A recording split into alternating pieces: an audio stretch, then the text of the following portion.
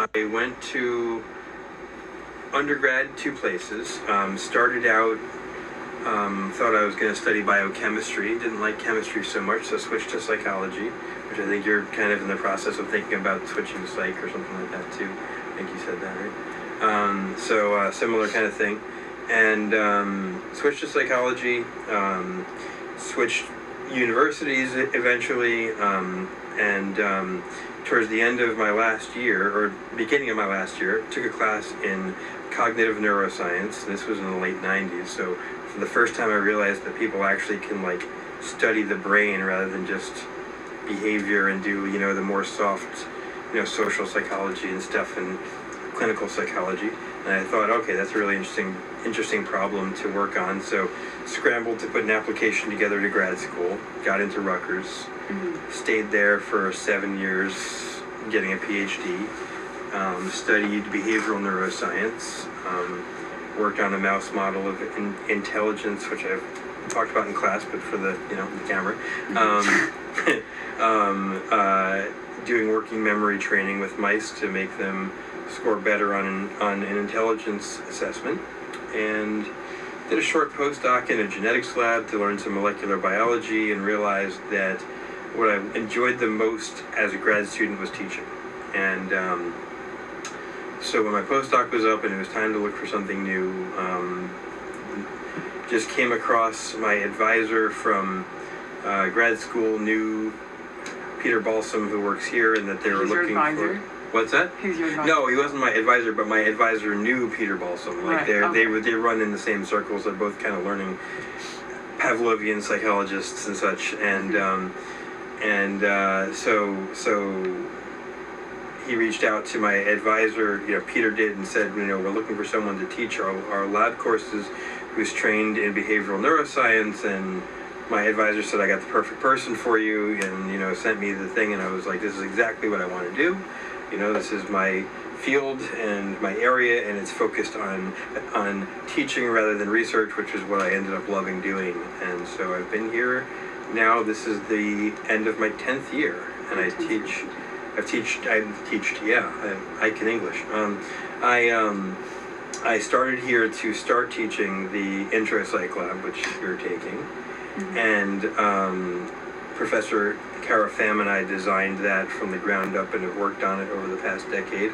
And I also teach with Professor Balsam. I teach his learning psychology lab. And just a year and a half ago, I started my own seminar on cephalopods. So we talk about octopuses and squid and cuttlefish, in a smaller, like, you know, 12-person seminar kind of setting. I was looking up at classes, and I saw your name popped up on the psychology of learning for the lab, and I was like, okay, yeah, because I'm in the section now. Yep. Yeah, so I'll see you again next semester. Yep, I put you in. Thank you. I was like, oh, that was quick. Yeah. I'm also curious that you mentioned how psychology was soft at the beginning. Okay, so like there are what softer. Did you mean by that? There are softer parts. Okay, so there's like the more, and I don't really mean soft. Like that's a terrible word. I shouldn't use it. You're right. But like there's like there's like biologically based psychology, which is like neuroscience and some cognitive science that use things like fMRI and ERP and stuff, and actually study brain-based phenomena. And then there are what we tend to at least formally refer to as soft science end to things, where it's like the social psychology and the clinical, somewhat much of clinical psychology, personality psychology. You know, this isn't. There are people in those fields doing neuroscience and looking at brains, but it's only a very small subset, rather than that's the part that dominates those fields. So what I mean when I say that is the ones that are less biologically based. So like soft is less bio. In kind of older speak, and I should abandon that language, but yeah.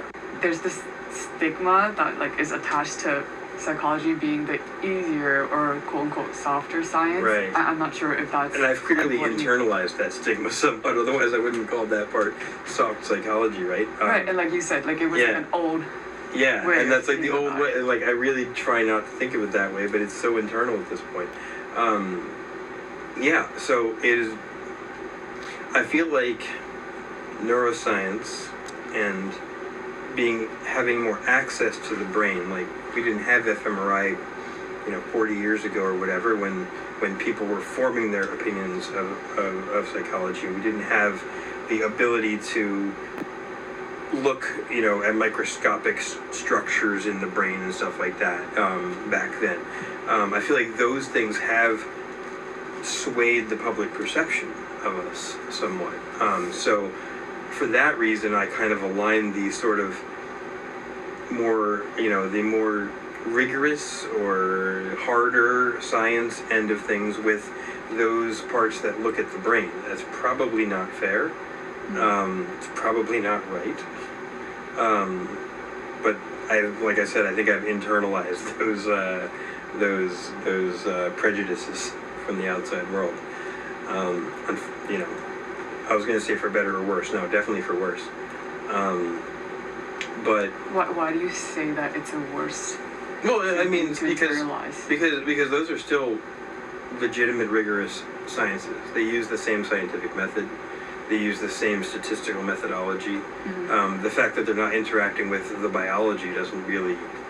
That's not what makes a science. Like, physics doesn't interact with biology, but no one would argue that that's not a science. Right. So it doesn't have to be biologically based, and especially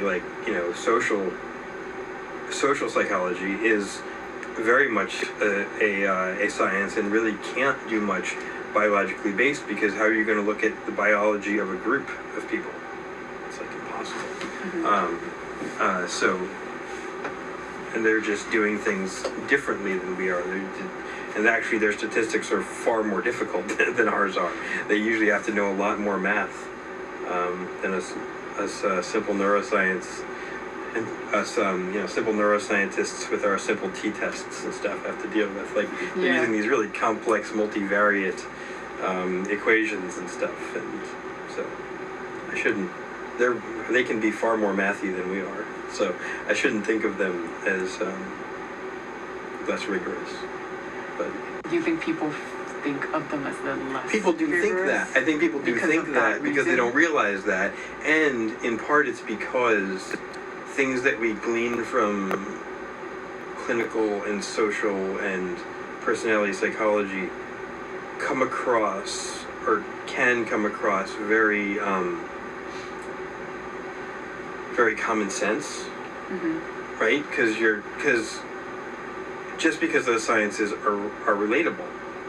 Because if someone says, people tend to marry people that they are in close proximity to and have a lot in common with. Right? If there's evidence for it, if you're reading a publication that says that, you think to yourself, for a layperson might think to themselves, well, why do they even pay for this research? Of course that's true. We know that. That's right. obvious, right? Uh-huh. But it's not obvious because people tell us all the time that opposites attract, right?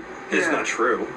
There's there's very poor evidence for that. There's much better evidence that people who who share more in common attract, and they might be opposing in some ways that balance out nicely or something, and then we think of that as the narrative of that couple, but they actually have far more in common than they are dissimilar. But still, when you say people that are similar will get married, people look at you like, well, of course that's obvious.